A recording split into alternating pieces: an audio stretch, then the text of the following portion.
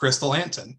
Krystal is the Zero Waste Coordinator with the Johnson County Community College Center for Sustainability and joined the staff in Overland Park, Kansas in 2015. In 2017, after noticing a number of dead birds on campus, Krystal began crowdsourcing bird collision data and designed a formal study for the campus, which began in 2018 and covers 12 buildings. In 2019, window remediation was installed in 11 locations and another round in the fall of 2020. Remediation locations continue to be monitored for effectiveness and unintended consequences during each migration period. Krystal oversees a staff of student interns who operate the on-site food waste composting program and all the specialty recycling programs. She also supports the departments and staff across campus to implement changes, moving the college towards its goal of zero waste to landfill. So with that, welcome Krystal, and take it away. Hey there. I'm not sure where my share my screen is at here. Should be at the bottom. There'll be a box with an up arrow in it. Box with an up arrow. You might have to move your cursor over your screen to get it to pop up. Okay. I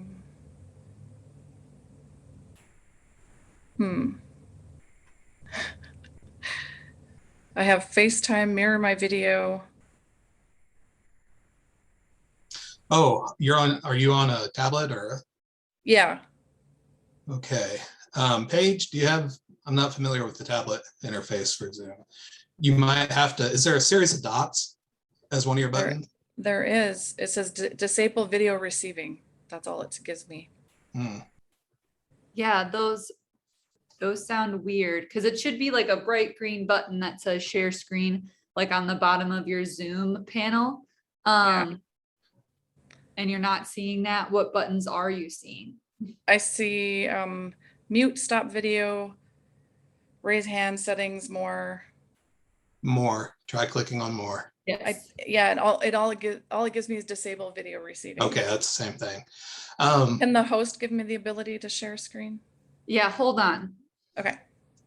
I mean, I'm gonna try something. You should, as a panelist, be able to share screen. Okay. Sorry about this. Oh, it's okay. I usually do it from work, so. If you have the ability to email one of us, we can try to, it took the last email a little bit to get to me, but you can email either me or Paige and we'll try to pop it up if what she's doing now doesn't work. Me. Okay.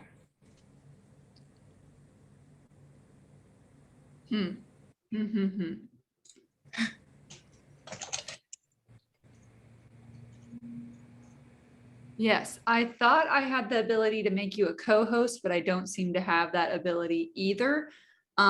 So yeah, why don't we send the presentation to Chad? Yeah, I don't really understand what's going on. I know the tablet like controls are weird though, like you're not alone with that. Well, maybe if Paige is, or if Jean is ready to go, we could just switch. Yeah, we could do that. Okay. Jean, are you cool with that? Jean and Dana? I'm cool with that, but Dana is slated to go first. That's how we set our the material for our program. So I'm cool with that. okay. Thank you, Dana and Jean. Yes, thank you. Thank you, everyone. And thank you. Yeah, thank you everyone for your patience. Okay, so let me introduce our new round of speakers and this little bit of troubleshooting we're having. So first one is Dana Ripper. Dana is a native of Illinois, but moved to Hong Kong with her family at a young age and attended elementary and middle school there. She chose to return to her hometown in Naperville, where she received her bachelor's degree in biology at North Central College. Although she earned 1998 Biology Student of the Year award, Dana missed her commencement ceremony as she was already off pursuing her career with a posting at Long Point Bird Observatory in Ontario, Canada. Already it was evident her focus would be avian ecology and conservation. In 2000, Dana enrolled at Arkansas State University to obtain her master's degree in wildlife biology. Her thesis on habitat use by hairy woodpeckers in Western Washington State took her again to the top of the class in awards. The move to Missouri in 2008 was a pivotal point in Dana's life, And in a very short time, she established a relationship with the Missouri Department of Conservation. Her early work on Grand Pass in conjunction with MDC served as a foundation for founding of the Missouri River Bird Observatory. Anyone who has the opportunity to meet Dana will immediately feel her passion for avian conservation. She will enthuse on her vision and research for monitoring of bird populations, not just for the sake of knowledge in and of itself, but for the purpose of putting that knowledge to work to save declining bird populations across the state and beyond. Dana is particularly enthusiastic about Missouri River Bird Observatory's education program. There is no way we will ever be able to conserve anything if people don't know or care about it. Birds are great ambassadors for conservation. I've seen people who seem afraid of even the smallest bird. At once a colorful wild bird is held in hand, just inches from their peering eyes, they become enamored and want to become part of the beautiful world that we call nature. This is a joint presentation, so I'm also going to introduce Jean Favera. Jean graduated from the University of Mary Washington in Virginia with a Bachelor's of Science in Biology. After moving to the St. Louis area with her husband, Bernie, Jean worked in the pharmaceutical research industry for 14 years and received her MA in Biology, Master's of Arts, from Washington University. Her love for the outdoors and birds led her to pursue farther employment and volunteer opportunities, including internships with the U.S. Fish and Wildlife Service, avian survey technical positions with the Fish and Wildlife Service and the Missouri River Bird Observatory, and bird banding with the World Bird Sanctuary, Missouri Ozark Forest Ecosystem Project crew leader, and conservation manager for the Audubon Center at the Riverlands. Her fieldwork has focused on birds and wetlands and bottomland forests. Currently, Jean focuses on her volunteer role with the St. Louis Audubon Society as Vice President of Conservation and leads the Bird Safe St. Louis project. So with that, please enjoy the next presentation. Thanks so much, Chad. Jean, you'll be happy to note, I wasn't sure where Chad was getting our bios from, but I took out our introduction slide because I don't know about you, but that was plenty. Yeah. Okay, so we did sort of plan to go after Krystal. And one thing I want to say to begin with is that Krystal has been a really important mentor of mine, as we at the Missouri River Bird Observatory, along with a couple other partners, including Burroughs Audubon, have gotten this project off the ground over the past few years. So Krystal, thanks in advance. And I will not be able to give the robust results on mitigation that Krystal is able to give. So I'm excited to hear her presentation, but hopefully folks that are on this will maybe be inspired even to start their own project surrounding bird collisions with windows, because there's a lot that can be done everywhere. And so I hope that folks kind of get some ideas about methodology and outreach from what Jean and I are going to speak about today. So Dr. Robbins last night talked a little bit about this. This graph is adapted from Scott Loss and his lab. They've done a lot of work basically doing extensive review of the studies that are out there and sort of compiling the data on direct causes of bird mortality. And so you can see here, this doesn't include habitat loss. When it comes to, I'll just direct your attention down to the bottom, like ag chemicals here. There's been some discussion over the last 24 hours, starting with Dr. Robbins yesterday, about how it's really hard to measure these effects. And in this particular graph, when it says something like ag chemicals, that's direct mortality. It is not the, sort of broad reaching decline in insect populations and decline in habitat from pesticide use. This is just all direct mortality. So you can see cats, again, we'll be hearing about that a little bit later from Cara. But then windows. So the Loss Lab really sort of drilled down into the data, and a conservative estimate is about 600 million birds per year in the United States alone. So obviously this is an enormous enormous population affecting problem. So getting a little bit more into that, here's some stats, some good consolidated measures of the buildings at which these are occurring. So high rises, as in skyscrapers, get a lot of attention, of course, and we're going to talk a tiny bit about that. But really, most of the mortality occurs at our residences and our lower rise buildings. So basically, 5 or 6 stories or less. Light causes, of course, migrating birds to become disoriented, sometimes come down into cityscapes where then obviously there's a maze of challenges for them. And then I believe Krystal's going to give some really good examples of this in her talk, but essentially windows reflecting vegetation or transparency, and Dr. Robbins talked about this as well last night, but birds are trying to fly through, right? They don't know what a window is.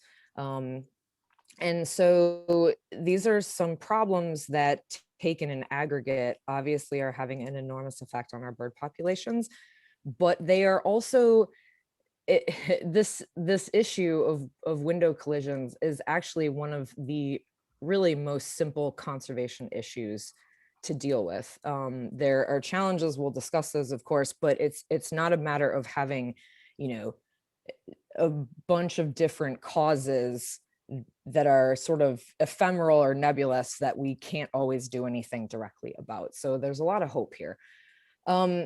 So last year, some folks from Cornell and other partners really looked at light pollution levels, geography, including things like flyways and density of migration in certain geographic areas, and then radar information, and came up with this. So my original hometown of Chicago is the worst in terms of risk for migrating birds striking buildings. But you can see that our cities of St. Louis and Kansas City are pretty high up there. We're 5th and 7th and 6th and 8th, depending upon the migration season. So one thing that's been happening that I think is a really positive development is that this has been getting a lot more press. So these are, popular media news articles. These are from 2019. This had a lot to do with the Cornell study coming out at that time. Some other things came out during the 3 billion birds lost public timing and release as well. But you can see that there's a lot more public attention to this issue than previously. And I want to point out something here. See, here's the skyscrapers kill that many. And that's not, while skyscrapers are a problem, certainly with the light disorientation problem factored in, it's not just skyscrapers. So that's a little bit misleading of a title, I think. They do get a lot of attention though. A lot of folks that are listening today might be very familiar with this situation in Galveston. And it was a catastrophic event of several hundred passerines, largely warblers, grosbeaks, that hit this building during migration. And it was a terrible event. And this is the sort of event that gets the most press, of course, as it should. And then this, because it was such an ugly situation that it really led to a good solution of this building extinguishing most of its outside lights at night. So that had a good outcome. But there's sort of this like war of attrition with smaller numbers of birds, so it's not remarked upon as much, hitting our hundreds of thousands of buildings that we have across the country every year, and collectively it's a problem. Jean, did you want to say anything at this point? You're more than welcome to pipe in whenever you want. I would just remind folks, as Dana is talking, and she had this on one of her earlier slides, that often I think one of the problems is we tend to focus on our cities here, which do definitely play a role in both light pollution problems and glass collisions.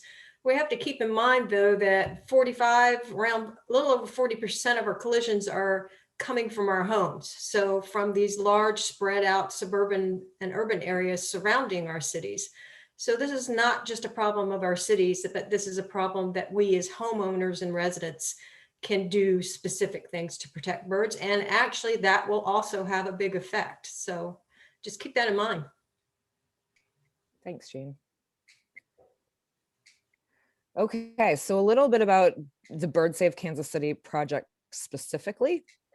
You can see our partners on this project here. We are a volunteer-run project.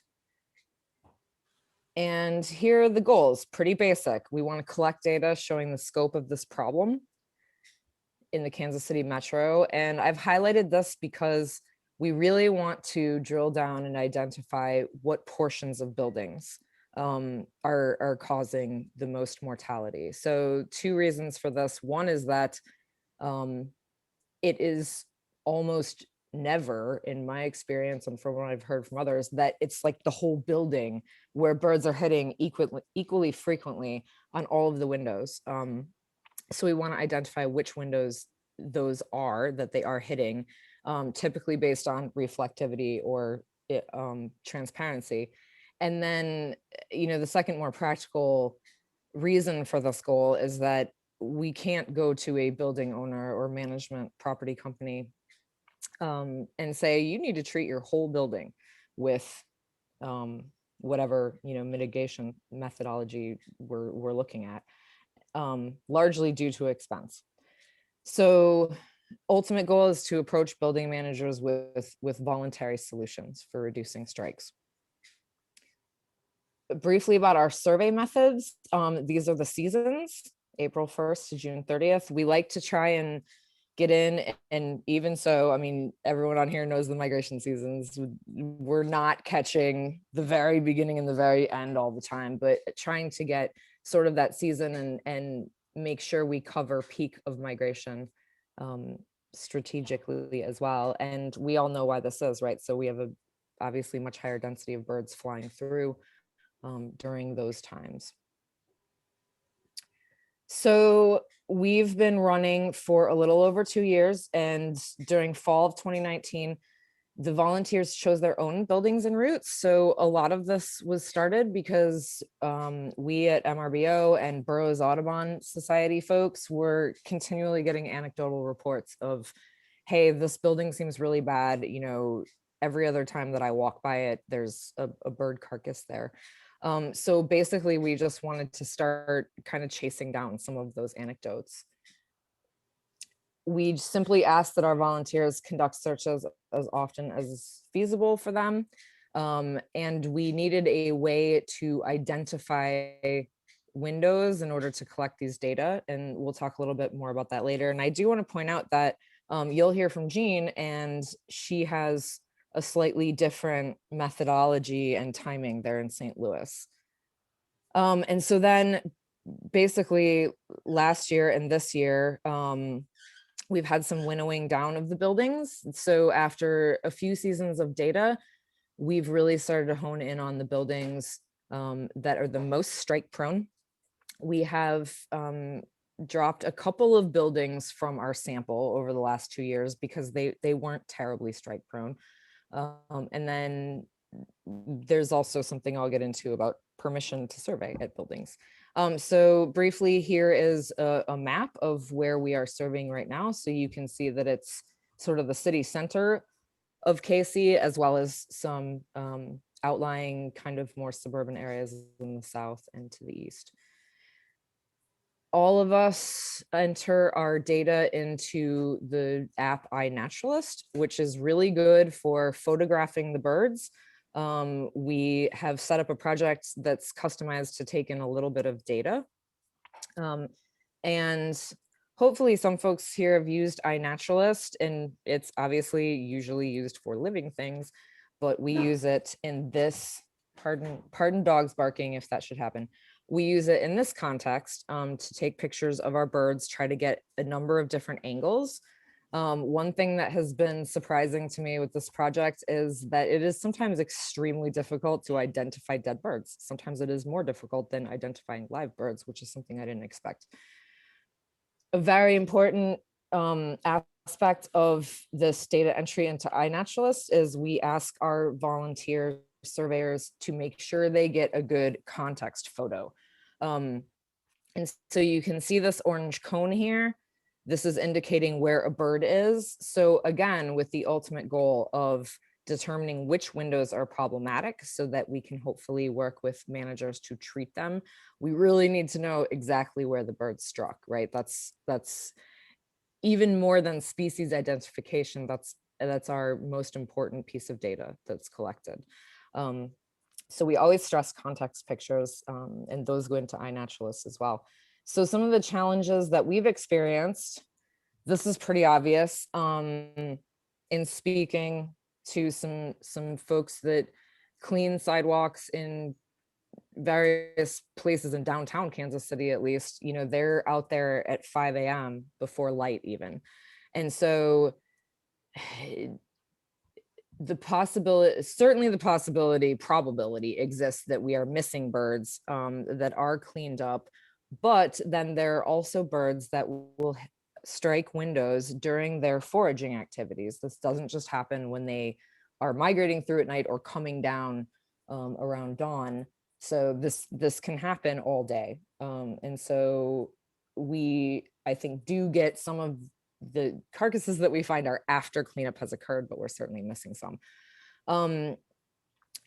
Permission to survey. So in our approaches to building owners and managers, reactions have run the spectrum from very strong interest and immediate permission, and even in some cases, employees or tenants of buildings offering to help and to, you know, let us know anytime that they see a bird themselves, all the way to you absolutely cannot walk on this property no matter what you say to me.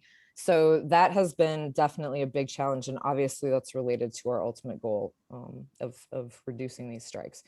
So we, being a volunteer effort, this is not to say that our surveyors are personally inconsistent in any way, but all of us have, you know, various schedules. And so we don't have, you know, a full-time crew or anything that's out there as part of their job collecting data. And so it kind of varies, the effort kind of varies, but we do take that into account when we compile our data. And then for folks that are thinking of doing this themselves, developing routes and identifying windows and sort of giving them a label so that we could compile the data is a challenge. And if anybody's thinking of doing this, I'd be happy to tell you our experience in some detail. So when it comes to routes and buildings, you can imagine that if you're at a single building, if that's what you're surveying, you are simply walking around all parts of that building.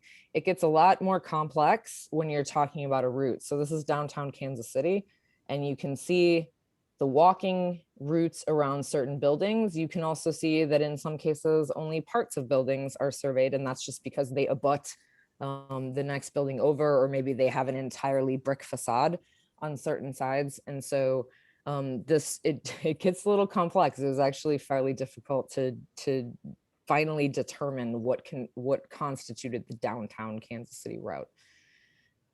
Here's an example, the rather famous T-Mobile Center in Kansas City. This is just an example of a window schematic, and it's an example of a building. This is, you know, oval in shape. It was actually very difficult to come up with a good window numbering scheme for a round building. So some results, as you can imagine, honestly, a lot of dead birds. So some of these two pictures there on the right-hand side, both are one morning in downtown Kansas City. Here's a look at some of our most commonly found species. So you can see in KC, and these are data from 2019 and 2020 combined. You can see that common yellowthroat was our most common, along with white-throated sparrow, all the way down to some surprising species such as American woodcock. And I'll show you a picture of another species that I was surprised to find in downtown KC. So this is a table from our report, and you can see that the buildings are not named.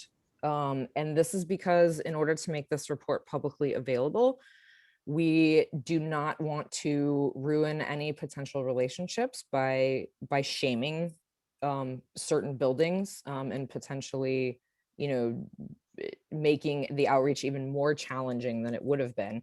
And you can see here, I blocked that out at first because it's a little busy, very busy, but you can see that we are identifying the windows upon which birds struck, and then in red, the ones that are that had the highest number of strikes. So we did compile 2019 and 2020 into one report, but we typically do one report a year. And this is to go out to building owners and managers and then available to anyone that wants to see it. So you can see the red up here.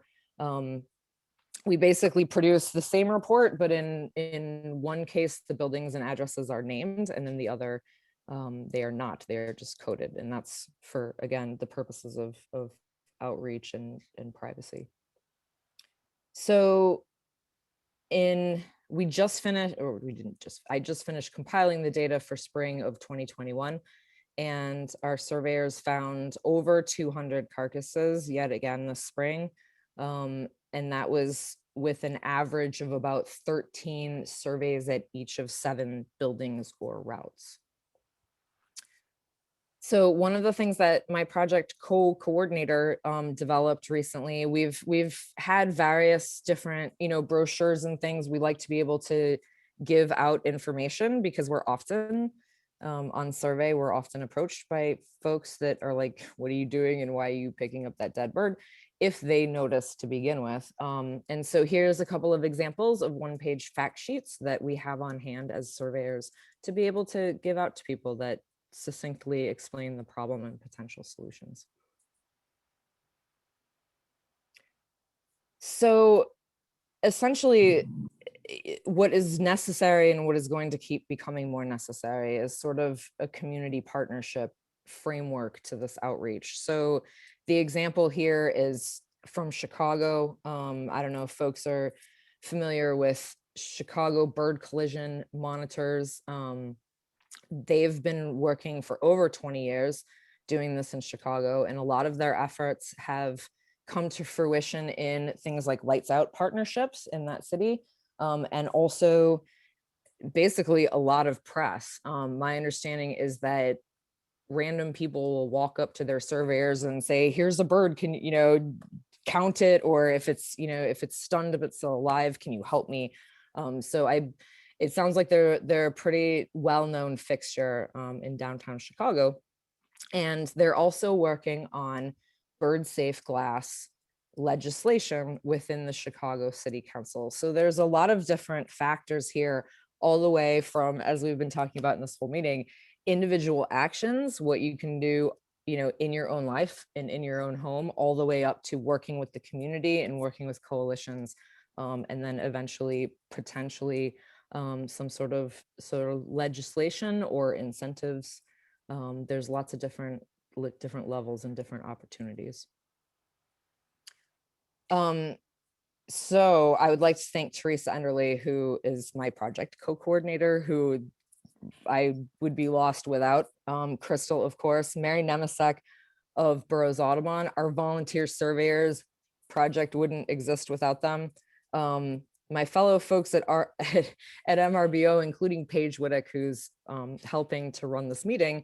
And I put this picture of Ethan in here because this is a coot that we found live wandering around in a drunken fashion at the corner of 10th and Main in downtown Kansas City. And so this is something that, while certainly coots are rarer than common yellowthroats on this project, this is something that affects our birds across many, many different taxa. Jean, over to you. I'm going to stop sharing. Okay, thank you, Dana. And I'm going to see if I can't start sharing here. And while you're doing that, since we had some troubleshooting at the top of this session, that changed our time frame to finishing up between 1:10 and 1:15 for this presentation. Okay, so I am going to work to get you guys out, get us out on time. So in the way of getting to that, I think we'll skip this. You guys know about St. Louis Audubon Society. I am Vice President of Conservation. And why I'm here today is to talk to you about our project, the Bird Safe St. Louis project, which was modeled after Dana got us going.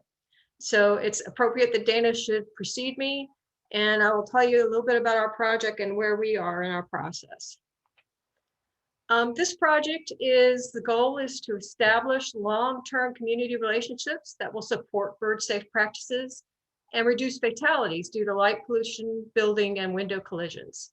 So we're looking at this problem holistically, both at the problem of light pollution and the problem of glass collisions for these birds. And we do this in partnership with many organizations, but one I'd like to highlight is Lights Out Heartland. This is a new partnership that's being built by Don Ficken, who is the chapter president of the Dark Sky Missouri organization, which is a chapter of the International Dark Sky Association. A lot of words and a lot of titles there, but Lights Out Heartland is a group of folks in the Midwestern region that is focused on how light pollution is playing a role in bird mortality in the Mississippi Flyway. And along with that partnership, we've just started some lights out periods officially in the St. Louis region. And they are set up to be May in the spring and September for this fall. And you can enroll buildings at the website that I show here in our Lights Out program. And the Bird Safe St. Louis project, I'm going to tell you a little bit about how our surveys are done, and they are set up a little differently than what Dana is doing in the Kansas City area. I'll talk to you a little bit about the results of our surveys and what challenges the birds face in our survey area. And I want to end on the type of things that you can do both as an individual and as business potentially to help protect birds. So our mortality surveys, we have gone through 2 survey seasons currently and are approaching our 3rd.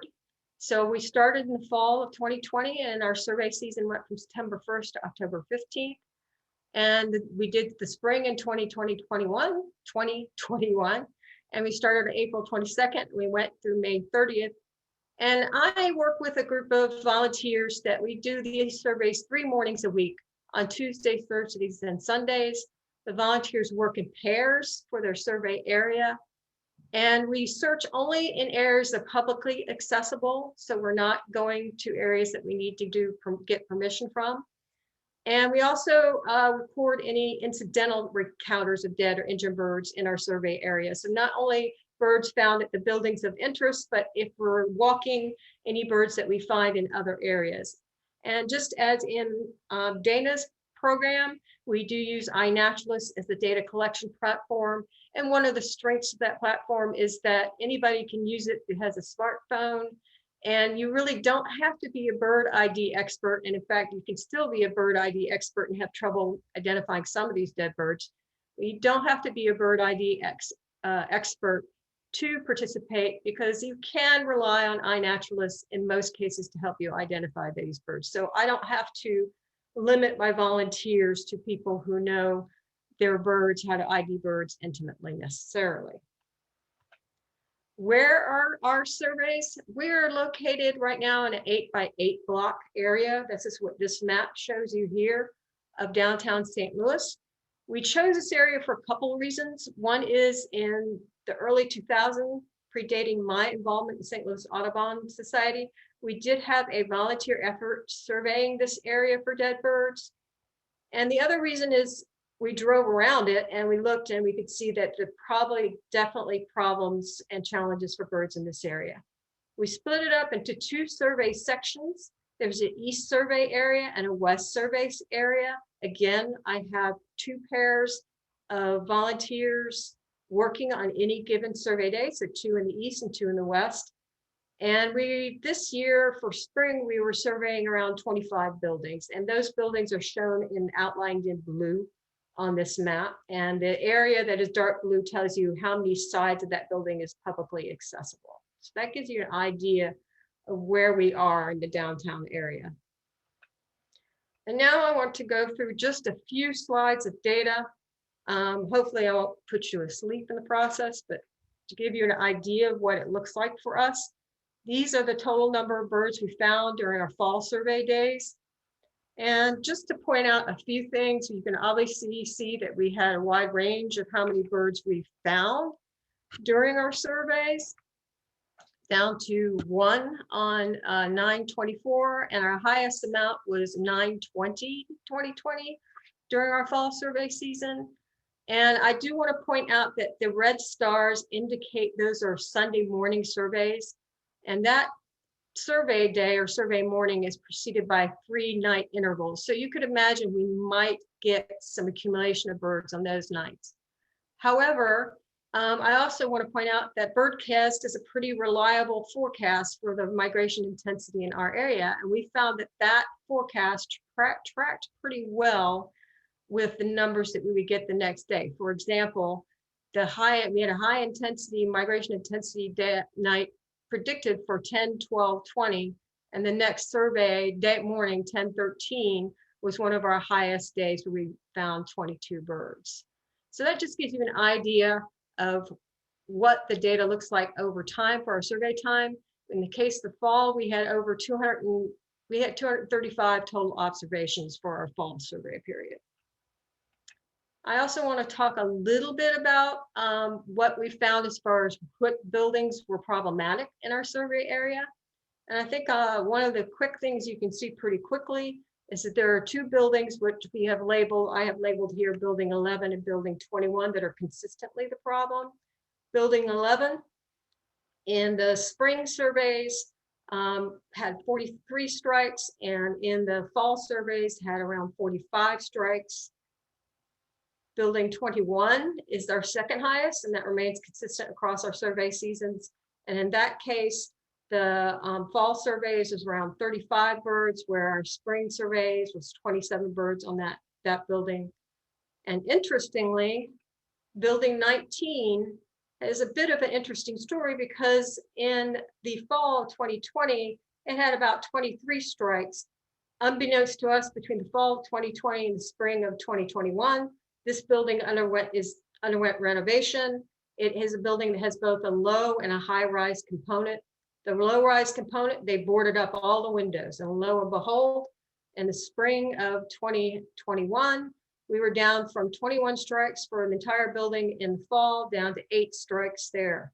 So it's kind of interesting to see that through no activity of our own, but through construction activity, this building has already shown a change in number of bird strikes due to construction and windows being covered. And we will continue to follow this building. I'm interested to see with these fall surveys where they are with the construction and where the windows have been uncovered and what the strikes at this building will be.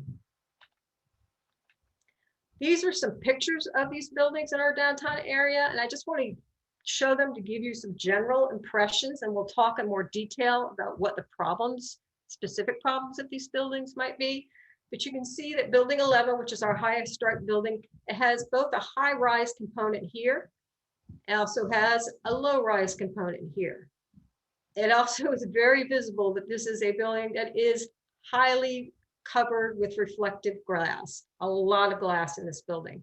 In addition, you can see vegetation that is planted pretty close to that glass. So those are some of the elements you find, common elements in these buildings. Our second highest strike building is building 21. So we've talked about the fact that high rises get a lot of press. Building 21 is a typical low rise building. And you see, again, a lot of reflective glass in this building. You can also see components of vegetation planted next to that glass and in a courtyard area, which can confuse birds. This building, which is building 8, You don't see it well in this picture, but on the left side of the picture, it does have a low-rise component. But this is the high-rise component with lots of reflective glass. But where most of the strikes for this building fall is a courtyard area here, which is lined in glass and is recessed. So it's again an area where birds can get trapped and confused. And planted next to it again is some vegetation here. So these are common themes that you'll hear me talk about in the next slides also. So now I'm going to dig a little bit deeper and look at these buildings in a little bit more detail. This is building 11. The number of strikes per side are shown in black for our fall 2020 data and red for our spring 2021 data. It's clear for building 11, it's this north side that has the most strikes. Again, you see a large amount of reflective glass and vegetation planted next to it. So that's probably one of the components here. On the south side, you can imagine the south side in this picture here is as long as the north side, at least the low-rise component. It also has a bridge here going to another building. Two challenging situations for birds. So that's probably the components that make up the main issues on this building, which is our highest strike building. Lots of glass shown here and here, and vegetation planted near reflective or transparent glass are some of the components in this building. Building 21, our second highest collision building, fall numbers shown in black, red numbers, spring numbers shown in red. Again, we have a large amount of reflective glass. I think one of the most challenging things, or one of the challenging things of this building is down here is a courtyard which actually is fenced off. We don't have direct access to that, but we can see dead birds in this courtyard through the fence. And there were quite a few birds located in this courtyard, and there's trees planted here next to this highly reflective glass. So these are some of the components, as I've mentioned before, that are problematic at these buildings. Building design plays a role, courtyards with glass and vegetation. So again, these are themes that seem to come up these buildings. Another thing I'll mention about these two buildings, they are located across the street from each other. So both building 21 and building 11 are close to each other. And indeed, that may also play a role in why these two buildings are consistently our high-story buildings. I do want to mention that this survey, because of the way we've set it up, is highly likely to be undercounting and missing bird strikes. We are not doing daily checks. We face the same challenges that Dana has already talked to you about. We have cleaning by maintenance crews in the building, the city. We don't get to access areas that are not publicly available to us. And of course, then you have the components of birds that strike and are stunned and fly away and we never see. We do have, between the two survey time periods, we have identified up to 69 species that we have found during our surveys. Interestingly, with these species, there are certain themes both in the fall and the spring where our ovenbird is our highest strike species. And it's the common yellowthroat, which you remember actually showed up to be #1 bird for Dana, is also in our top 10. And I'd like to spend just a few more minutes. I'm thinking that I am already over. So Chad, I'm gonna have to ask your forgiveness and just briefly talk about what you actually want to hear is what can we do about these problems? The problem of bright lights and light pollution. We have set up the Lights Out program in St. Louis, and we encourage people to go to Lights Out Heartland to enroll a business, and we ask them to take specific steps to control lighting in those businesses. There is also a homeowner certification process in dark sky friendly home where you can examine the lighting at your own home and determine that it is a night sky and bird sky, if you will, friendly home. This is an easy thing to do. It saves birds energy and money. And this is a cool quote that I won't go through for time, but we asked our people that were businesses that were participating why they did it, and we get some excellent responses from them. Problem with glass collisions, and this is going to be covered by Krystal quite a bit, but quickly, there are things you can do as a homeowner, including drawing your blinds, minding where you place your landscape landscaping, and remember to place your bird feeders close to windows. That helps them not get to a point where they gather enough speed to hit the window to kill them in that way. The main rule is the 2x4 inch rule. Horizontal patterns should be 2 inches apart. Vertical patterns should be 4 inches apart. These patterns help birds see the window as being a barrier. You can do many different things with a wide set of solutions with costs that are widely vary, and durability that also widely varies. I recommend that you check out the American Bird Conservancy website because they do an excellent job of summarizing those products and they actually test them. I think I will skip this because you're actually going to hear quite a bit from Krystal about Johnson Community College's program to mitigate for bird strikes. And I'll just end with a big thank you to the audience and for the chance to talk to you about this project. And a big shout out to my volunteers who this project would not be possible without them. And I apologize for going over a little bit. Thank you. Thank you all. Those are two good presentations on getting individuals up and going with citizen science initiatives on there. So without any further ado, let's kick it back to Krystal for her presentation. Okay, so Jean has to stop sharing so I can share. There we go. Okay. Now let me find myself here. All right, can you see my screen? Whoop. Chad, can you see my screen? Not yet. Yes? Not quite. No? Come on, man. What is going on?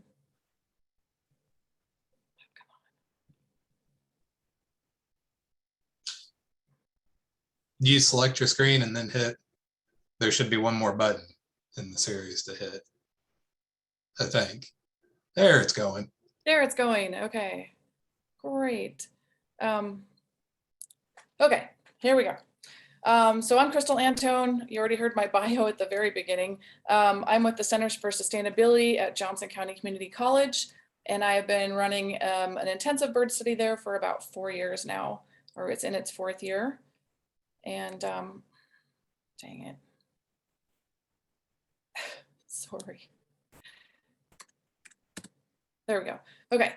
So in 2018, we set up, after doing a crowdsourced study in 2017, we set up 5 walking routes that cover 2.5 miles on 9 buildings is what we started with. Because I have student volunteers and staff and interns, we were able to cover it every day, just about every day. I would say 95% of the days for an entire year on a 24-hour frequency. And then we had hot spotters that would check the places that were really bad multiple times a day. I have posters hung. They can text when a bird goes down or they see a dead bird, and they can also email me and we get almost immediate response for that. And then all of my maintenance and grounds and police, they are all also reporting birds. So that worked out very well. What is the deal here? There we go. Okay. So we are also using iNaturalist. We have a tag system where we record a bunch of data about the condition of the bird, where it went down. We have numbered most of our windows, so I know exactly where the bird struck. And we record everything on iNaturalist for our database. And after 2018, this is kind of where we ended up. We had 166 deaths in January, 121, or in the first half of the year, 121 the second half of the year, 138 window imprints. So that means we could see that a bird had struck the building, but we did not find a bird. A lot of them were doves, and they have a special ability to hit windows and not die. So good for them. And then 54 trapped birds you can see in this parking garage down there at the bottom with all the little orange dots. And we were able to take 20 to Operation Wildlife, and the majority of those survived. The rest of them we could not capture. So I estimate, based on a feeling and really nothing more, that we're missing 25 to 30% of the birds during our searching. So this is what the data looks like right now. So 2018 was our baseline year. We were studying 9 buildings out of 21. We had an overall 46% reduction in bird strikes on campus across the entire campus after we did remediation in 2019 in the spring. And then in the fall of 2020, we did another remediation that targets the fall migration. You can see here by the year how many strikes we've had. And when I say 9 on other buildings, those are not buildings that are technically in our study. And then you can see in 2019, we added 2 new buildings on campus. One of them is particularly bad, and you can see that the strikes on other buildings went way up. This is what it looks like for the dot pattern that we used. It is a 1/4 inch dot. It is spaced 2 by 2 inches. I did put some at different spacing across campus to test them, but the 2 by 2 is the most effective, and it stops hummingbirds, so that's good. And this is sort of a case study. This is what started the bird collision study. My office is right inside this dock, and every time I'd come to work during migration, there'd be several dead birds laying there, and I just started wondering what the heck was going on. So that led to this entire study. And you can see in 2018, most of the strikes were on those 5 windows on the right-hand side. So I treated just those 5 windows as sort of an experiment, and it immediately drove the birds to hit on the other side of the glass. So when you have these funnel shapes where the birds can sort of turn left or right and not go up easily, then they will do that. So all the windows in those areas need to be treated, which we have done now. So we have no strikes so far this year. Again, one of the worst places on campus.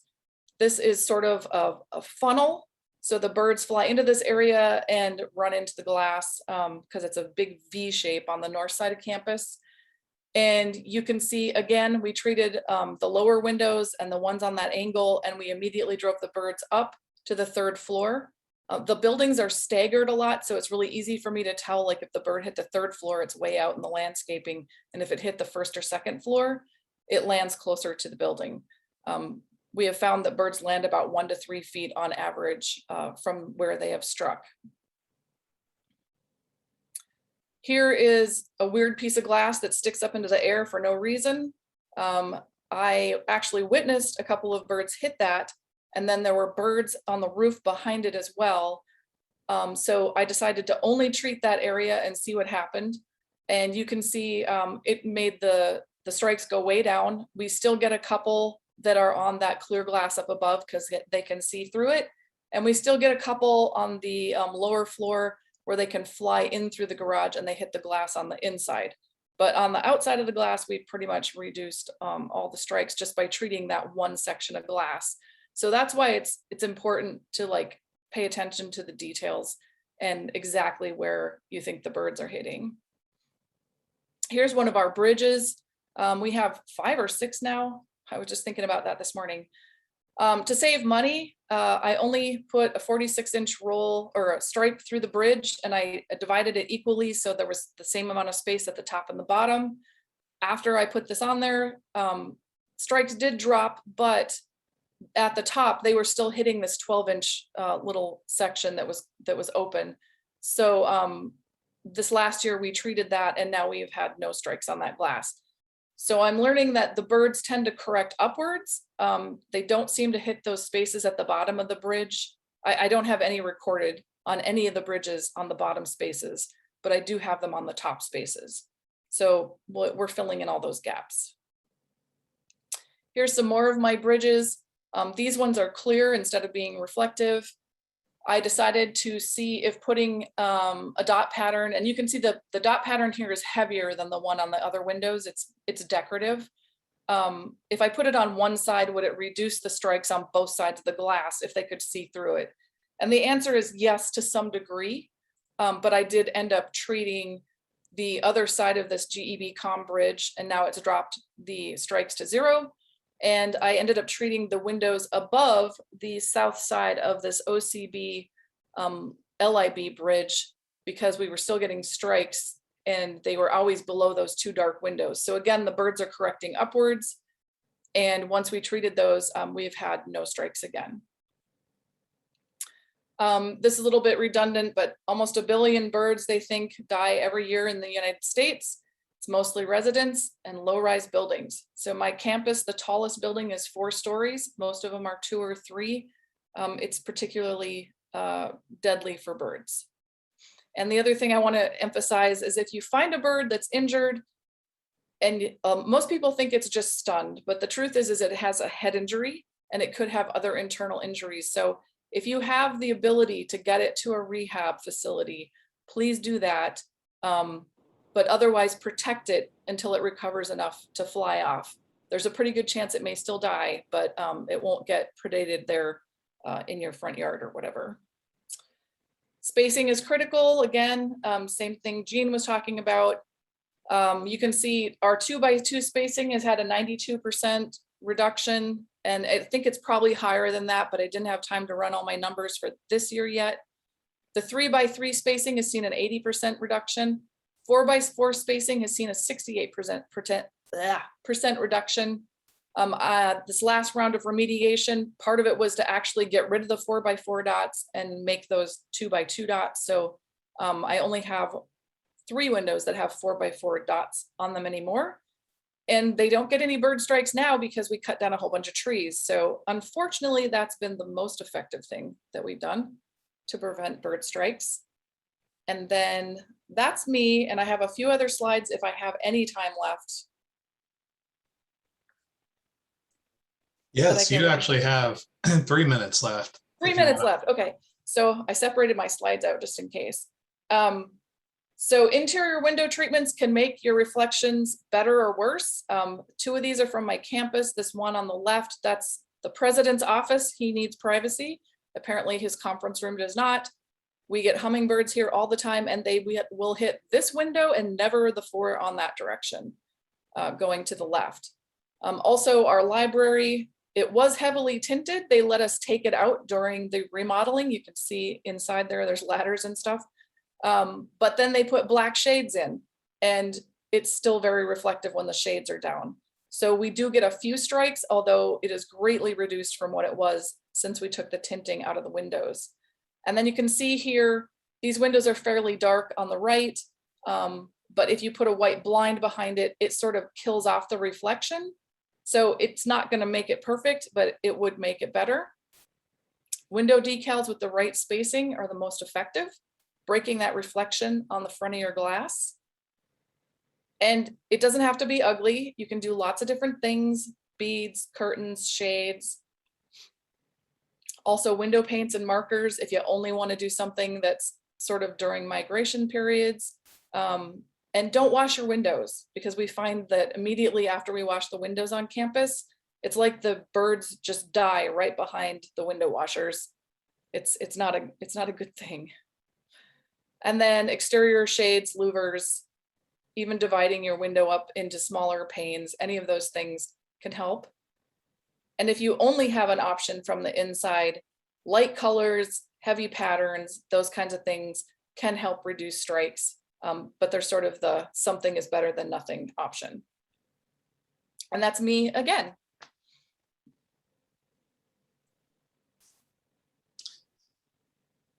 Thank you. Well, all 3 of these presentations worked very well together on it. And really what we're talking about now are more of those individualistic roles people can play in helping out bird populations. And all of these presented good examples from citizen science to even caring for your own home or building you live in and making that difference. So thank you to all 3 of our presenters. And thank you, Krystal, for really keeping us on time there.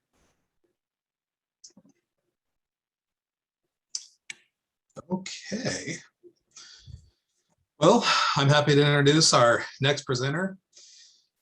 This is Dan Pearson. Dan has a background in gender-based violence prevention and anti-oppression advocacy. Originally from Northern Wisconsin, Dan has a bachelor's degree in sociology and international studies from the University of Wisconsin in Stevens Point. He lived for several years in Chicago and also in Damascus, Syria. briefly before moving to St. Louis in 2010. His lifelong interest in environmental conservation shifted towards action in 2016 after receiving a BCH consultation for his own landscape.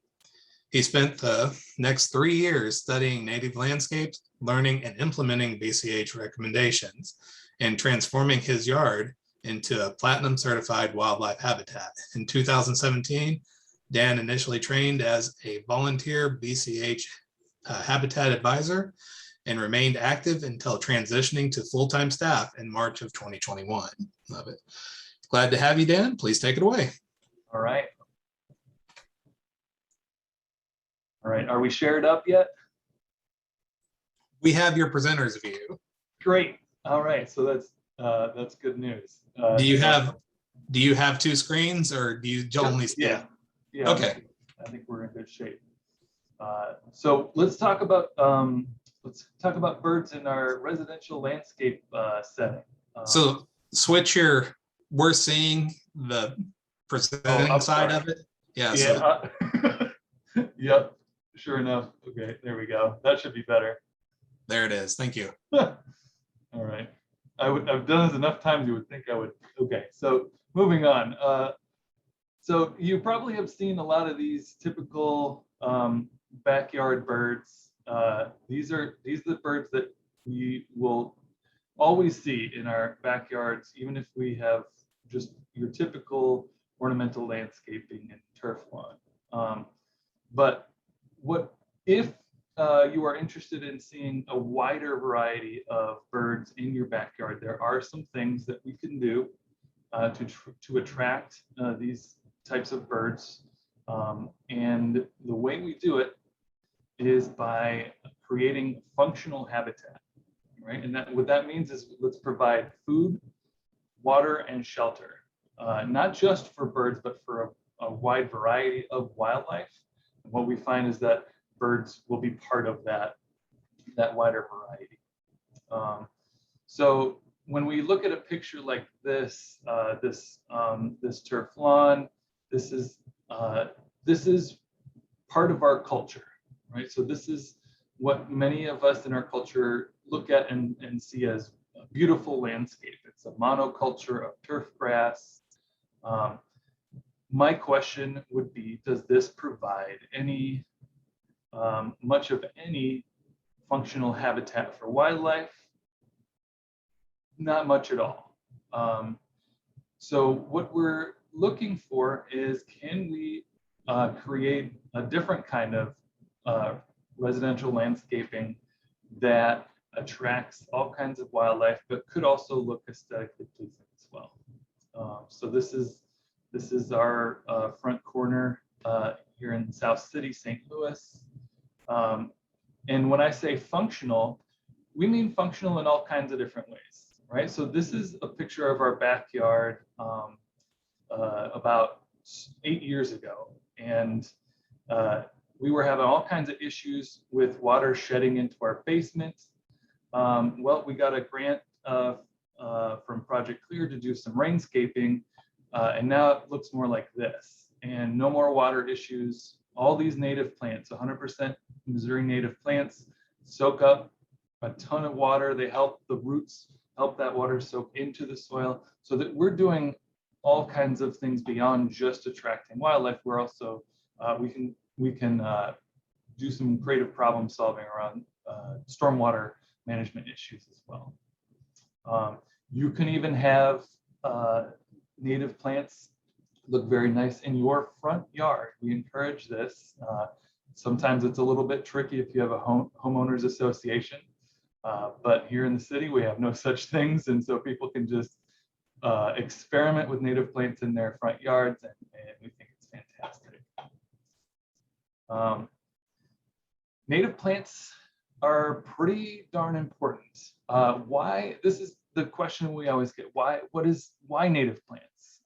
And this is something I really needed to understand too. You know, I had this general idea that native plants were somehow better for ecological reasons, but I didn't know the why.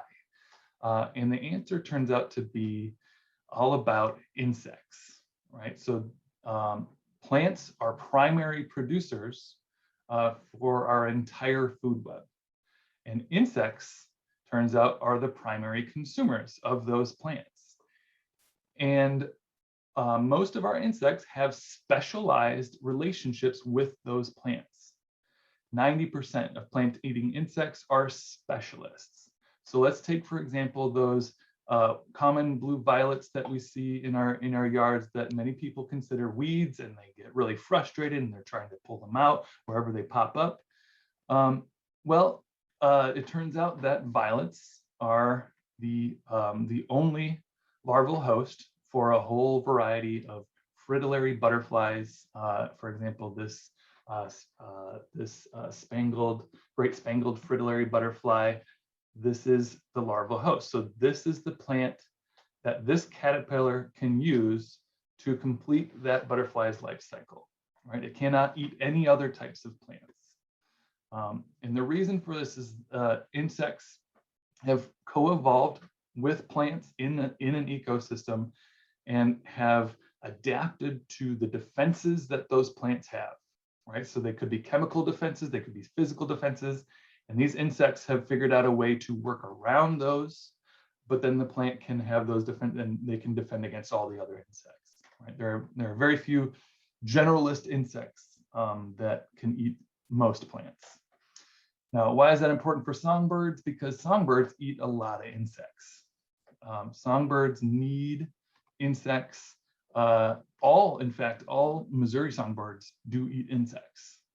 And caterpillars are especially important for songbirds because they're needed in the younger stages, right? So for baby birds, most of their diet is going to be caterpillars. It's the perfect food for them. They're nice and soft and squishy. They have lots of nutrients. This is what's needed. And so what we're starting to see is that, well, a good way to know if your plants are providing for wildlife is, well, do we see holes in the leaves, right? So traditionally, if we saw holes in our leaves in our garden, the thinking was, oh, that's unsightly. Let's only plant plants that are from Eurasia so that no insects will come for these plants, right? So, but now we understand that seeing those holes is usually a pretty good indication that we are providing for wildlife, right? So we can see our boxwoods here, our zelkova. There's really nothing that can eat the leaves of these plants because they did not co-evolve in this ecosystem. A lot of the research that Talamy and his team have done have been on chickadees in particular. Chickadees they feed their young a tremendous amount of caterpillars. We're talking between 6,000 to 9,000 caterpillars for a single brood of chickadees, right? So we need a lot of plants to provide for those caterpillars. And it turns out that there are some species that can do a lot more of this than others, right? So if we compare different types of plants, different genuses of plants, oaks are well known to be head and shoulders above all the others. For herbaceous plants, goldenrods, asters these are our keystone plants, right? As you can see, violets down here are larval host for all kinds of not just fritillaries, but a lot of fritillaries and others. Here's another. This is from earlier this year. This came out in the journal Nature. Again, showing us that Quercus, this is the genus for our oaks, they are providing vastly more for a variety of caterpillars than pretty much anything else. Right. So if you really would like just one plant in your landscape to do a lot of work for wildlife, just having an oak tree in your landscape. This is a bur oak. It's widely regarded a really nice species of oak to have in your landscape. It's going to live a long time. And so future generations can benefit in all sorts of ways. So we start with our big plants, right? So this is another big plant, the black cherry tree. And this is another one of those keystone species. This is another nice plant to have in your landscape, right? So if we want to start with our big plants and then work around, decide, okay, where do I put the tree? Right? If you're going to have a tree, you got to start with that. Where exactly do you want that, and build around that? Okay. If we want to provide fruit for birds, right? So this is a really important food source for birds and other wildlife in fall and winter, even summer. These are some of the plants that we can use for that purpose. These will provide all kinds of fruit at different stages. Some of the fruit, for example, with our native hollies, these are hard fruits that will stay on the tree much longer, and so they'll stay well into the winter. And then when the birds are getting really hungry, that's when they start to go for those types of fruits. Right, here's our cedar waxwing, enjoying some summer fruit here. Seeds are also important. Here are some plants that we could include in our landscape to provide seeds for our birds. Asters, coneflowers, prairie dropseed. Grasses are important too. Native grasses can also be ornamental. Little blue stem is a objectively attractive. That's impossible. But it's a very nice looking plant. So you can see, like, the goldfinches are usually the first to come for those seed heads, and we really do encourage you to leave those perennial gardens. Leave those seed heads available for the birds throughout the winter and well into the spring, and really wait as long as you can to do that spring cleanup. And even then, please leave at least 10 inches of stem when we do our cleanup, for the stem nesting native bees that can use the hollow center of that stem. Nectar is also a food source, primarily for hummingbirds, but of course for all sorts of pollinators. Here are some pretty reliable hummingbird feeder plants. This is what a lot of people will go for, this sort of hummingbird feeder. This is what a lot of people go for if they want to attract hummingbirds to their landscape. This is okay to do so long as we're keeping those feeders nice and clean so that we're not spreading diseases. But the very, very best kind of bird feeders we can have in our landscape are native plants. Native plants are much more important for hummingbirds, for the simple fact that hummingbirds eat a lot of insects, right? Hummingbirds, 80% estimated is their diet is just insects. They're eating ants, aphids, fruit flies, gnats, weevils, beetles, mites. They're eating mosquitoes, right? Without, this is another note here, without insects, we will also not be having spiders in our landscapes. Without spiders, we wouldn't have the spider webs. And what we don't realize until we pay attention is that the hummingbirds rely on those spider webs to build their nests. This is what they use as the material to build their nests. Right? So insects, very, very important for our landscape. Let's open our minds to the possibility that native plants are ornamentals, right? They're ornamentals with functional value. These are plants that can look very, very nice in our landscape. There are some really helpful resources. Let's see, do we have some? Okay, good. There are some really helpful resources that I really like to direct people towards to find what kind of plants should I get in my landscape, because there's lots of different sorts of conditions. We really want to get those that are especially from our local ecotype, our local ecoregion. And so one of the really cool resources that National Audubon has a native plant finder tool. I actually like to switch. I would like to just take a moment and show you this tool because I think it's so interesting.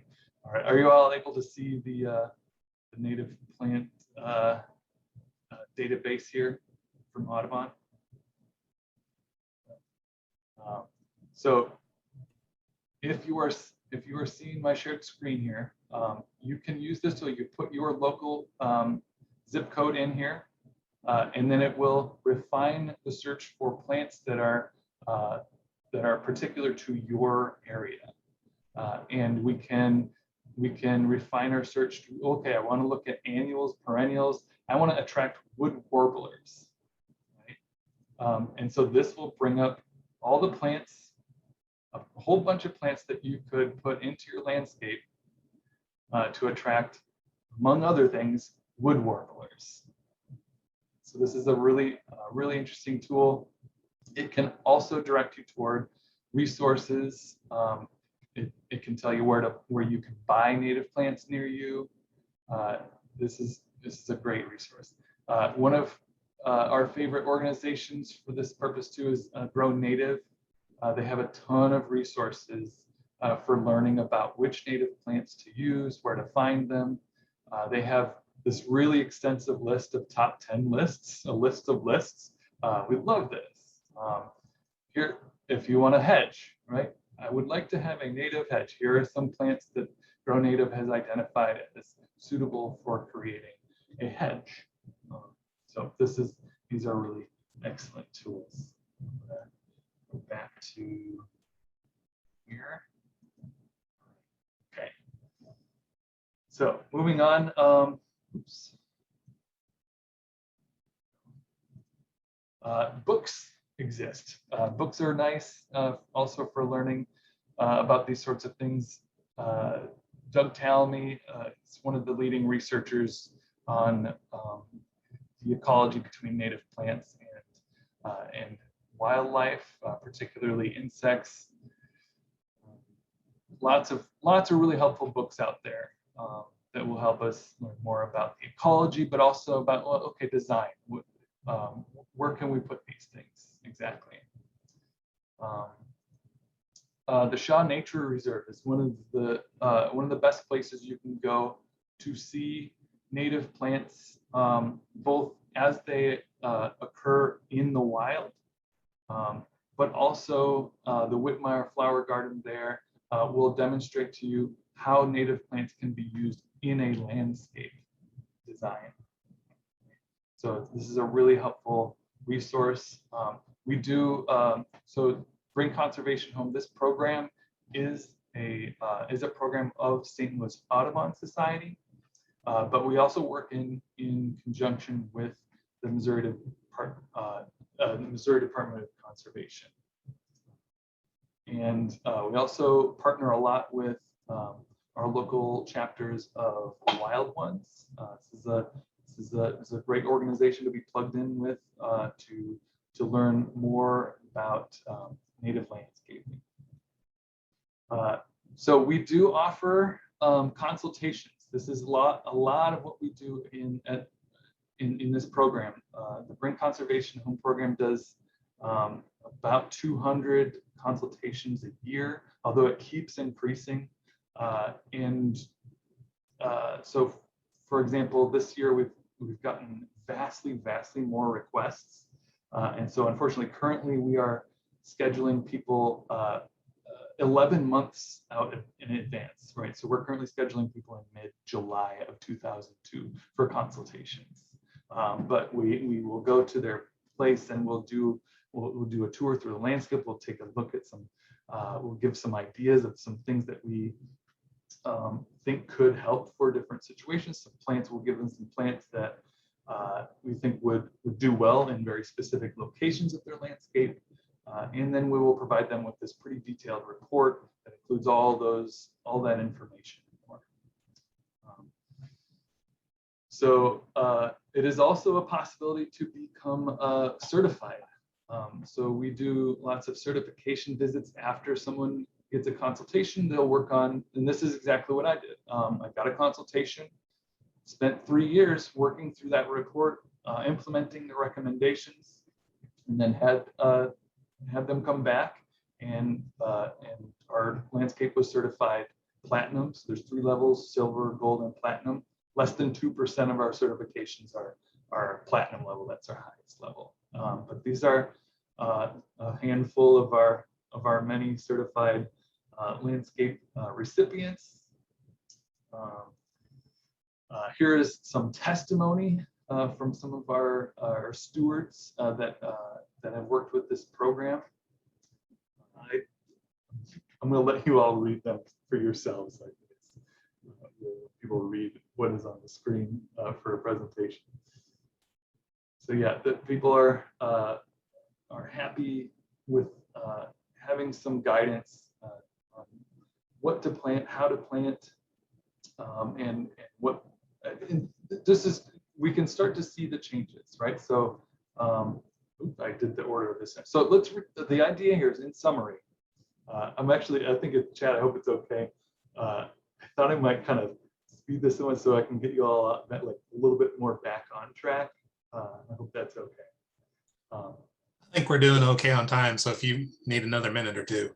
Oh yeah. So well, this will be our summary then, if it's okay. So the idea is reduce those lots. Let's plant natives. Let's do it for wildlife. These plants are really important for songbirds, other wildlife. Anyone can do this. You don't even have to. We have lots of stewards who don't even own the home that they're doing landscaping in. Maybe they rent, and they have a generous landlord who allows them to experiment with native landscaping. There are lots of resources available to help us get started. I really encourage people to start small. Start with one little section and see what you can do with that, and then move on from there if that works out.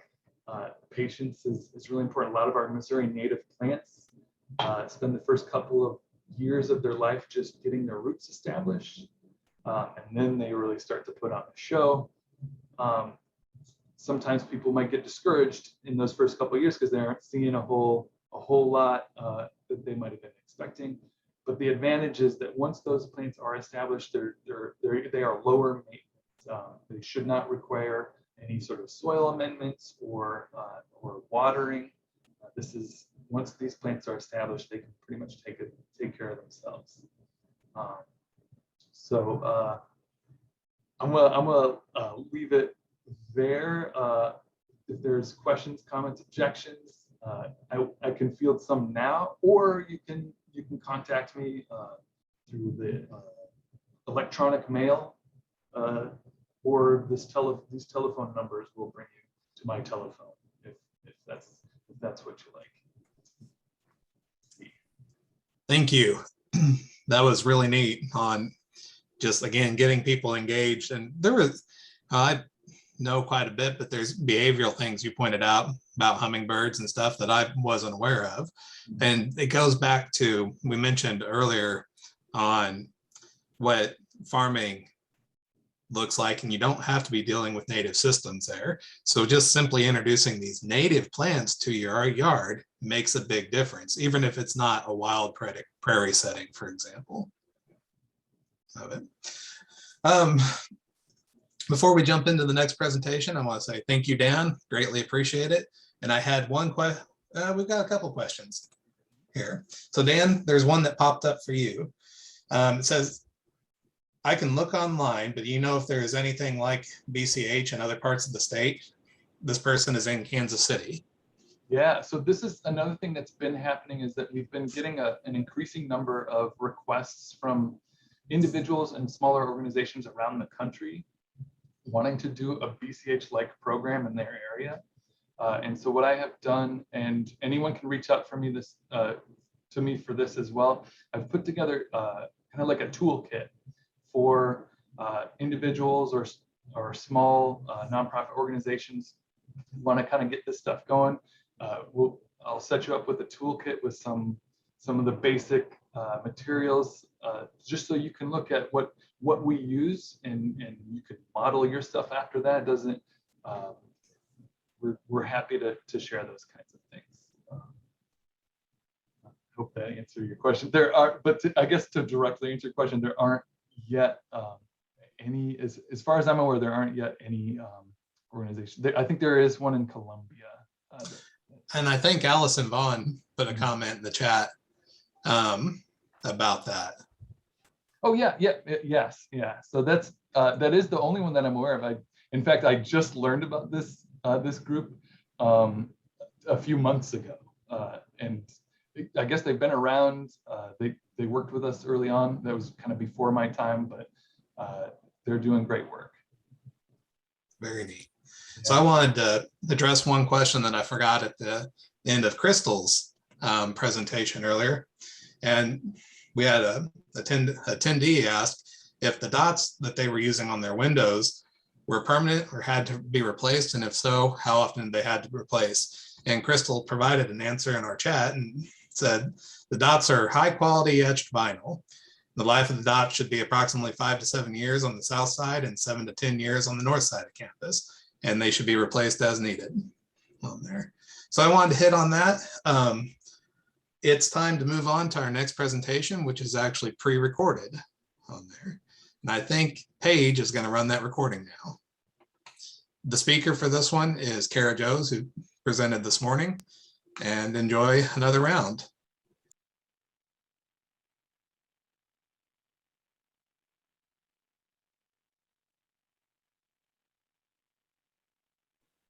Well, I apologize, everybody. Something weird just happened when I tried to have it go full screen. Well, while you're working on that, I'm going to ask Dan another question. Still there, Dan? I am. Okay. So do you know if there have been bird species that have died out due to invasive plants hogging the resources of food, water, and space, etc.? I don't have a good. I know that a better ecologist would have a better answer for that. I'm sure that. Oh yeah, so I'm sure that I feel fairly confident that this has happened. That there are multiple bird species, because we've lost a lot of bird species, not just in this continent but worldwide, due to habitat loss, but also our agricultural practices. I think you pretty much hit the nail on the head there. And given the presentations we've had earlier, modifications in habitat, especially that time pre-1970 that was referenced last night and this morning, probably played a big role in this. So thank you. Okay, let's watch our recording. Can everybody see the screen? I know there's like a black box in the middle. I think that's just on the recording. That should go away, but can everybody see it? I can see it. Okay. Yes. Hi, everybody. Thanks for having me again. I am giving a talk today for Grant Sizemore, our Cats Indoors and Invasive Species Coordinator Director at American Bird Conservancy.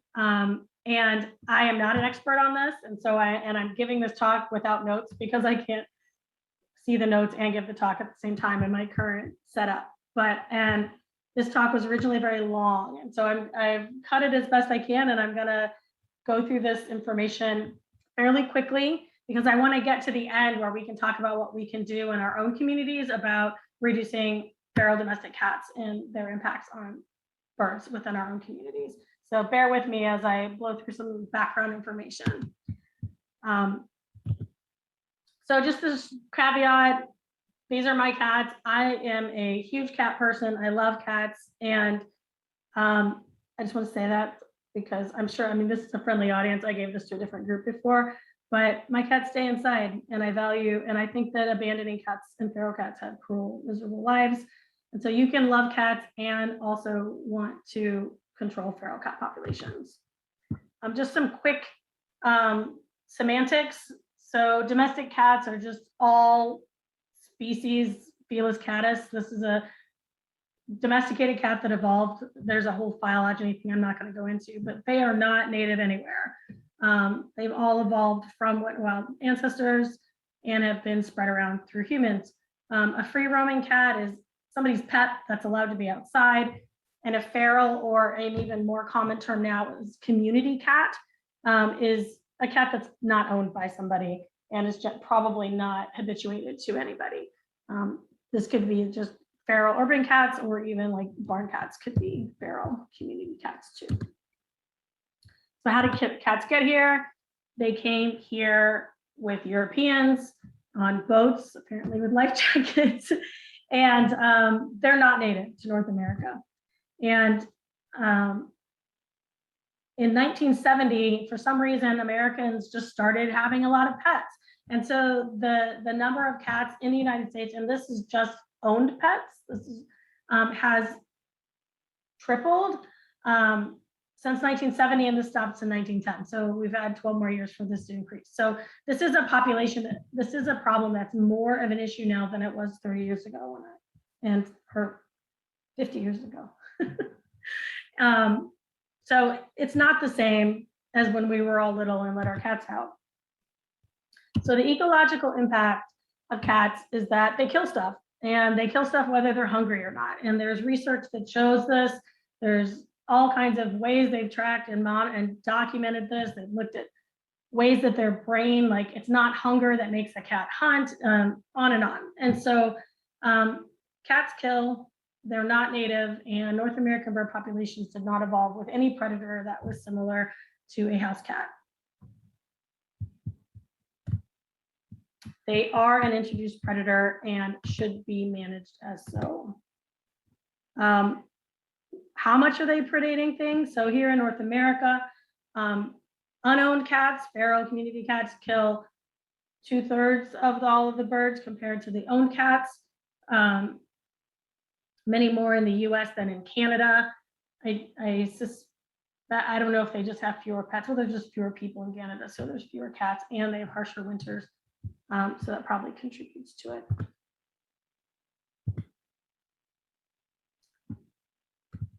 There's been a lot of research in modeling in recent years, particularly by Scott Loss and co-authors, about they kill over 1 billion birds a year. And then they kill other things too. It's just the birds. And, you know, really bringing a highlight to that, letting your cat outside and having feral cats is killing things and having an ecological impact.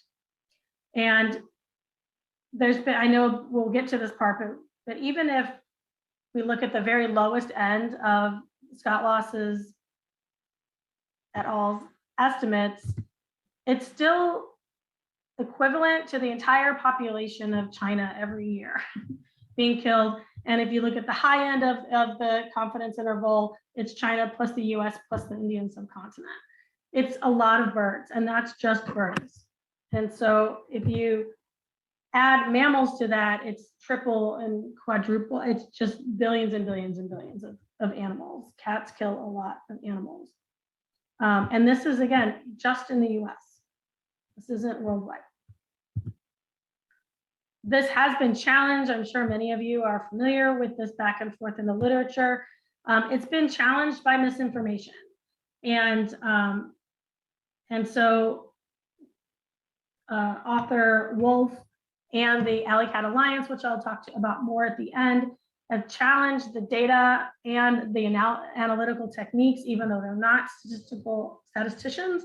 That's how they have countered this, by challenging the science. And not by proving that not by providing any evidence for their side of the coin, but by challenging the science on this side. And this back and forth has gone, and you don't need to read this, but basically at the end of the day, it's saying that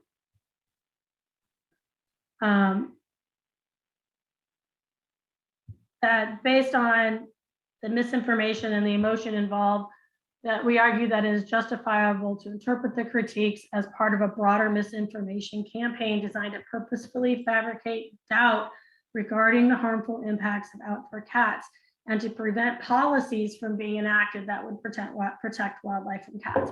This all comes down to policy.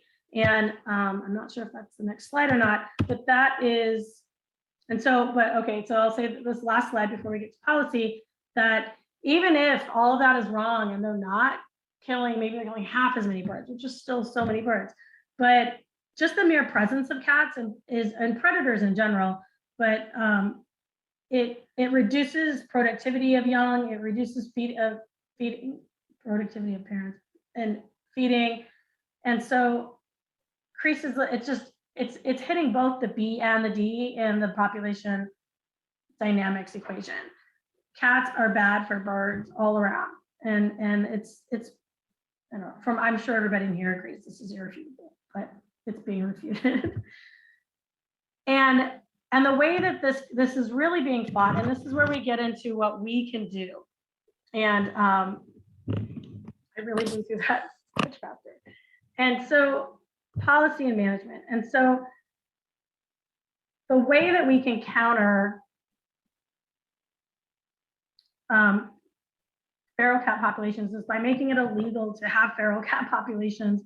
But also, I guess starting off before that is just obviously mandatory spay and neuter. Okay, that's not obvious, but making it mandatory, making it illegal for any pet to be roaming, basically have cats be managed like dogs, be able to have a nuisance law. Like I called everybody in my neighbor's community cats that she's maintaining through the goodness of her heart because somebody else abandoned them in our neighborhood. I have zero recourse for having those cats in my yard, killing birds. There's nothing I can do. There is no law that allows me, that I can use to prevent it. Requiring permanent identification, which I'm assuming is microchipping, which actually is required in the city of Columbia. We'll get to that later. Requiring licensing, which is something Columbia has been coming up and on a vote. So that's something we can support. And then making it illegal to feed and maintain feral cats in the neighborhood, just making it illegal. I mean, which comes down back to it's illegal to have free roaming pets. Control methods are lethal with the euthanasia, poison, and kill traps. Which I don't think there's any poison or kill traps anywhere used in like communities. I've never heard of it. So euthanasia is really trapping them and taking them somewhere, euthanizing them, and then non-lethal control is widely distributed contraceptives, and then what we're going to spend the rest of the time really talking about, which is TNR, which is trap, neuter, release. And this last one I think is trap, vaccinate, and humanely release. I'm sure they're also neutering them, but they just threw the word humanely in there because there's a way to not humanely abandon an animal, I guess. But the rest of the talk is really going to talk about TNR and policy and what we can do in our own communities to counter these things. And first off, we're going to talk about, so what is TNR? TNR is just trapping, neutering, and releasing them at the place of capture. And that's what that is. And the benefits of this method of reducing population is that it's usually volunteers do it. You don't have to hire anybody. No cats are killed. And it like intuitively seems to make sense that would reduce the number of feral cats on the landscape. However, the negatives of it are that it actually doesn't really reduce the number of cats on the landscape, because when you neuter and you vaccinate animals, they live longer. You don't get them all vaccinated. I mean, you don't get them all. And so it doesn't take very many like intact females to just take your population right back up to where you started. And, you know, if we are talking about the impact on wildlife, there's public health risks, private property issues. I don't want your cats in my yard. And it's, you know, abandoning animals. It's illegal to abandon pets in the state of Missouri, but yet we have TNR programs all over the place. It is abandoning an animal, which is illegal in the state of Missouri. And so the assumptions of TNR is that people won't abandon cats and other cats won't move in, which is not true. This myth that the cats will prevent other cats from moving in so that you just have your community cats and no new ones. I'm not sure why that matters, but that's one of the arguments for why you want to have a feral cat population. That the cats will stay where they are and they won't roam. And that if, I'm not sure what an isolated system is, but that they'll behave. I'm not sure what that means, but I can tell you based on the ones in my neighborhood, none of this is true. So, and it's not backed by any evidence. So there's no evidence to support these claims, and there's much evidence to counter it, which is all of this. And so there's been a lot of research that have, like, there's one about this, the country of Italy did like cat colonies that they did TNR and they didn't, and they just spent all this money and all this effort, and there was really no effect, or the effect wasn't large enough to be worth it.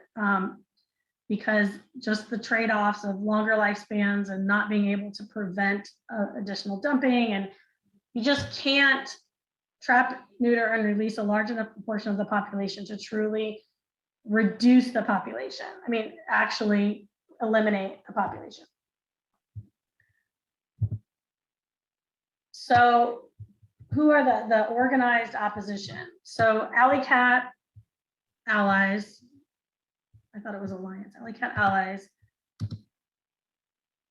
They are actively spreading all of this misinformation, things like they're a natural part of the landscape, they live healthy lives outdoors and play important roles in the ecosystem.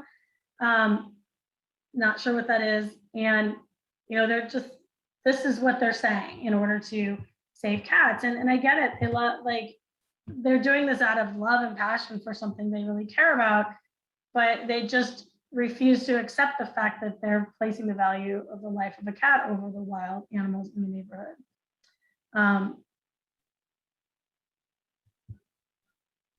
You know, here they're saying that feral cats don't suffer, that they're just refuting the fact that they kill things, that they kill wildlife. They get a lot of money. If you give money at PetSmart, you are giving money to TNR campaigns. Here is a quote I pulled off of their website. It says that community cats, this is why it's okay for them to live outside when it's not okay for your cat to live outside, why they're not unhappy. They have skills to care for themselves in the outdoors, and they know where to find food. That means they're hunting. So how do you say in one sentence they're not depleting wildlife, and then the next one saying they know where to find food? They know where to find food. That means they're hunting and killing wildlife. And so getting into the fact that this is it's not just a bird issue, it is a cat welfare issue. It is cruel to abandon pets. It's also illegal to abandon pets. And they're saying that these colonies will die out. So you are abandoning animals there to die. It encourages other people to abandon animals. And, you know, here's they die of starvation, infection. They're not getting vaccinated every year. They're not getting worm. They get parasites. Half of the kittens die.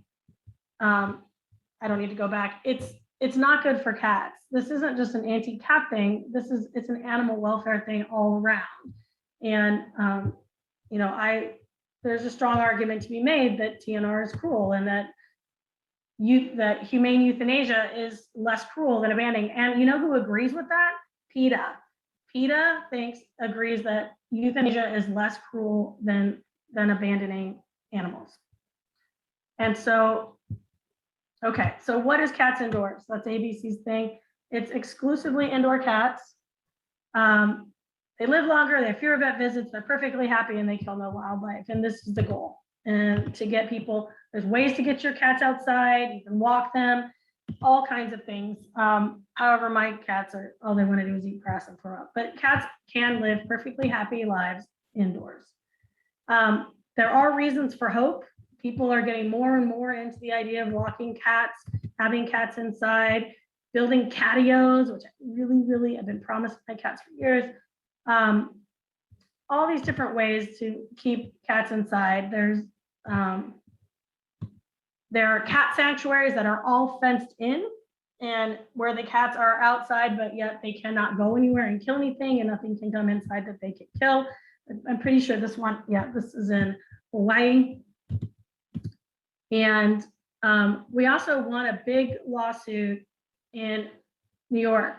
I'm sure you all, maybe you all heard about this, but there was a maintained feral cat population on it was actually on a state wildlife sanctuary. And it was known and documented that these cats were killing piping plovers. And the state didn't want the cats there either. And in the end, there was a settlement that they were to trap all of the cats, and they got the money to bring them into a enclosed sanctuary. So the cats would not, no cats would be euthanized or killed in the elimination of this colony. But the people, if you dig into the depths of the internet, the people are still very unhappy with that settlement. They think that it is cruel that these cats have been taken away from their homes and put into the sanctuary. But the law was on our side, and that was really great. Okay, so what can we do in Missouri? So TNR is live and active in Missouri.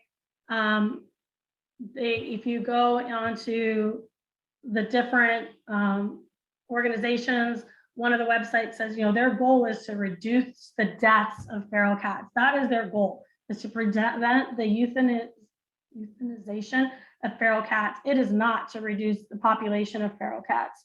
I don't remember this one, but there's a law that says that the city is going to help pay for the cost of neutering and maintaining the health of feral cat populations. So the city of Columbia is, I want to look into this, is actually paying to TNR, which I would be writing some letters. So here's how we can help. Write letters to your policy people, you know, all of our local animal shelters, this is where we're going to TNR. The reason that we have no-kill shelters is because they will not take feral cats. If you take a feral cat to the animal control or to the Humane Society in Columbia, they will not accept it and they will not euthanize it. And so your choices are to take it to your vet and have it euthanized, or take it and make it somewhere else's problem. Take it to the Missouri barn cat. You know, this is the other solution. We take it out to barns because, which they're still killing birds there too. And so this is, I'm not going to go through all of this, but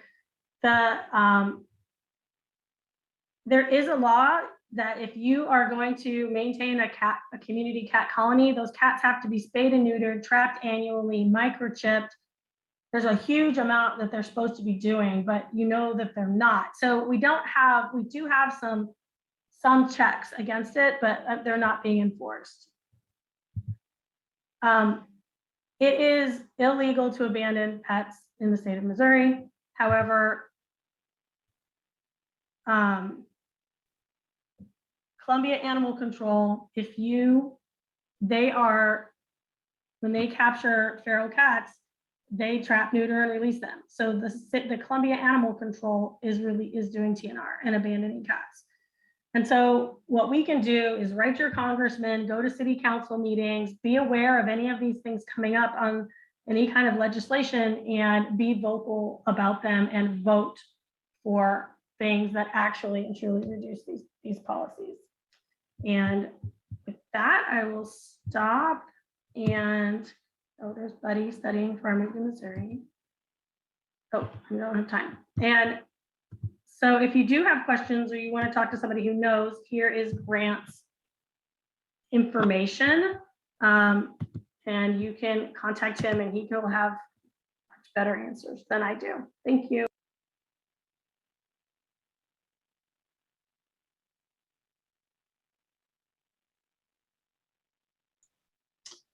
All right. So I want to thank Cara for recording that ahead of time so that we all got to see that together. It's kind of, I think this morning we had a conversation about dogs on leashes. This kind of goes along that same route where responsible pet ownership goes a long ways towards impacting bird populations in a way we maybe didn't expect several years ago.